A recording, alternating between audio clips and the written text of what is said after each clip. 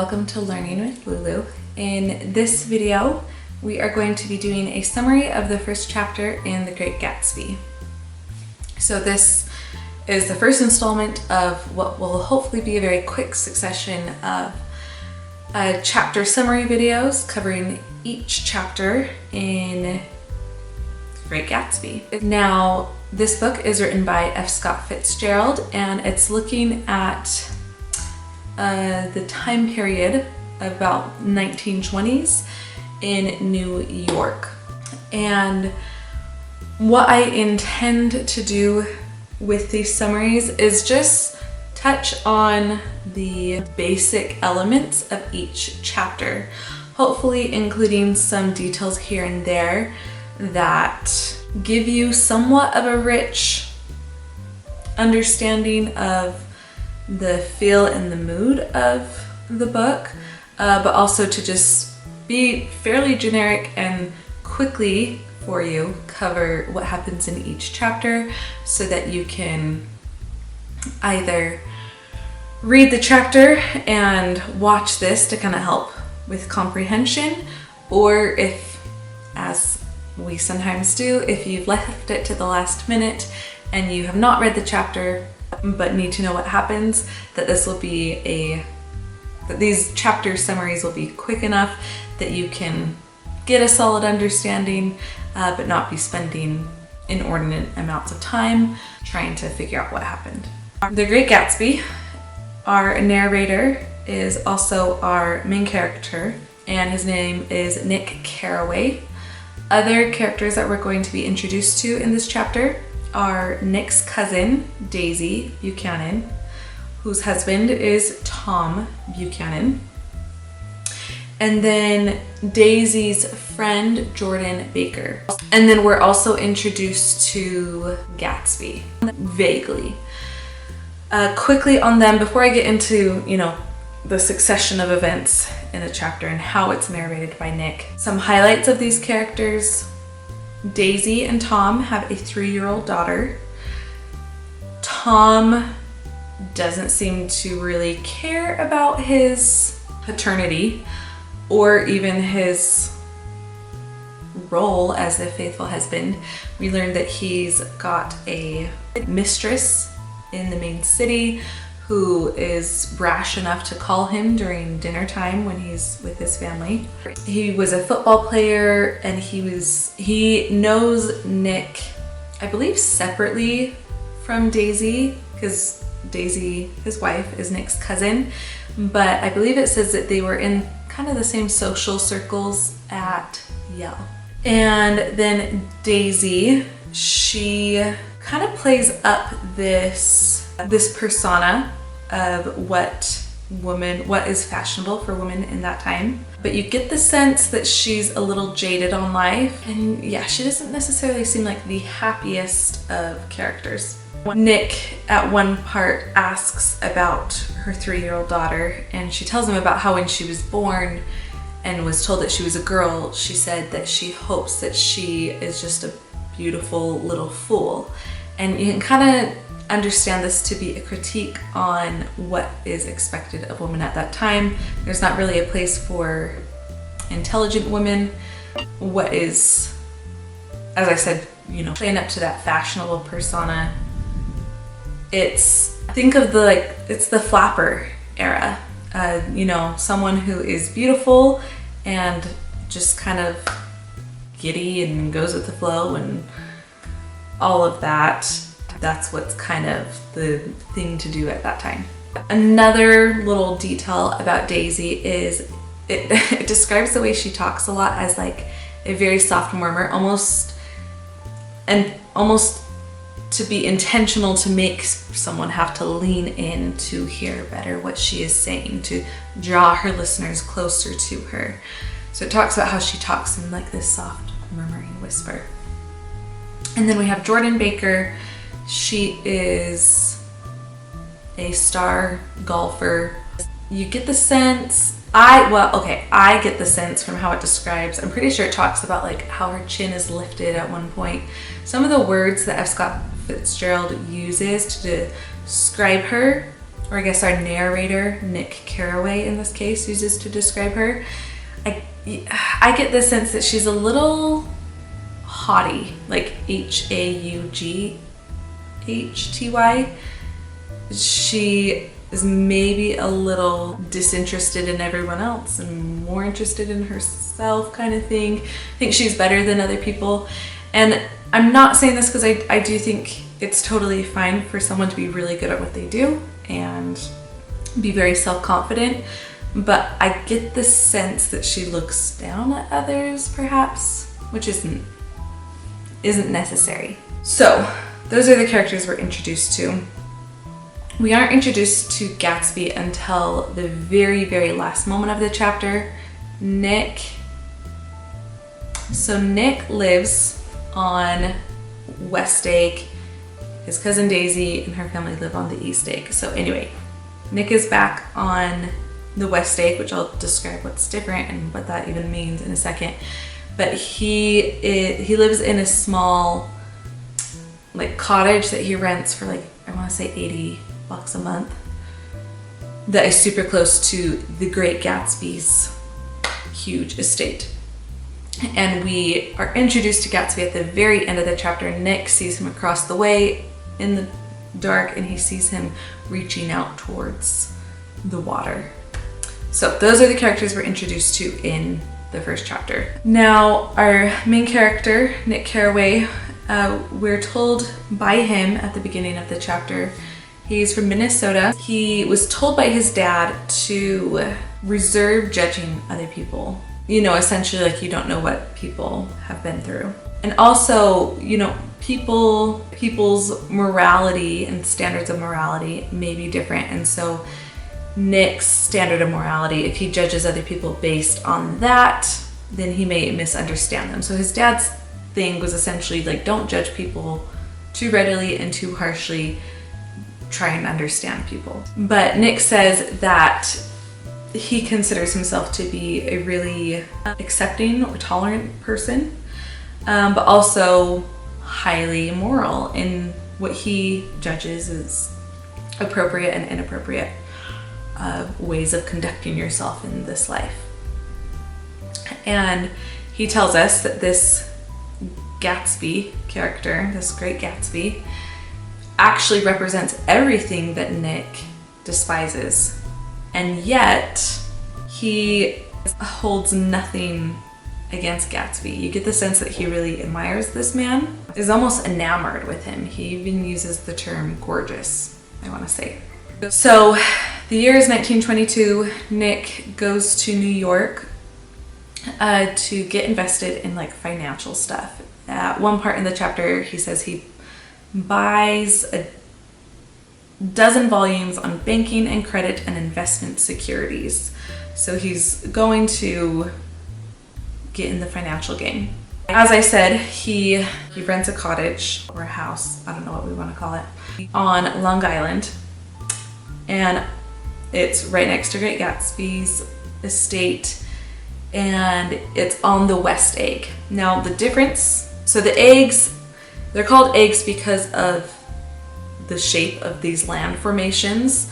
They are almost like a mirror of each other. However, the West Egg is where new money lives. So people who don't come from old money per se, but have made their wealth and grown their wealth newly. And then the East Egg is more of that old money community and neighborhood. And the West Egg is, I get the sense that they're like almost looked down upon because essentially because there isn't that pedigree of wealth. It's almost like the people, the new money at West Egg, it says that they don't have like almost like the poise and the refinement to move around these East Eggers. It describes the people in East Egg almost like in an aristocratic way. So like I said, there's the pedigree, it's the old money. They've been raised in oozing wealth. Whereas these West Eggers, you know, they've created their own fortunes, which I feel like nowadays, 2024, I feel like there's a lot more respect for people who, you know, essentially, like, I don't know if the term is, put their nose to the grindstone and create an abundant life for themselves from nothing. But essentially 100 years ago, you weren't, it perhaps wasn't as respected, at least in this case, at least in the East Eggers' mind, as being portrayed by F. Scott Fitzgerald in this story. Now, it says that the West Eggers, the new money, are a bit showy in their presentation of wealth, though. And perhaps not an overcompensation, but just kind of a very obvious display of, look how wealthy I am. And Gatsby, as we're gonna find out, has these parties that are this. It's, I have such an abundance of wealth. Look at how crazy of a party I can throw. Now, Nick, he's renting this house near Gatsby's Gothic mansion on West Egg. But unlike other West Eggers, he does have a lot of these social connections with East Eggers. As I said, Daisy is his cousin, and he is a graduate from Yale University, and yeah, he's got these connections. So one evening he goes out to visit his cousin Daisy and her husband Tom over on East Egg. He's going out there to have dinner with them. And when we meet Tom, I want to show you some of the words that it uses to describe Tom Buchanan. So he says, he chooses words like dominance, aggressively. He says a cruel body. And he says there was a touch of paternal contempt in it, even toward people he liked, in talking about Tom's voice. And then when Nick gets there and Tom's like, this is my place, it says, I've got a nice place here, he said, his eyes flashing about restlessly. So you also get this sense of this like masculine who doesn't feel secure in what he has, which I would say totally makes sense with what I've already told you about Tom, and then everything that we will find out as we go through these chapters. So anyway, Nick gets there, he sees Tom, who's in some riding clothes, and as I said, is this, to use a modern term, toxic masculine, I would say.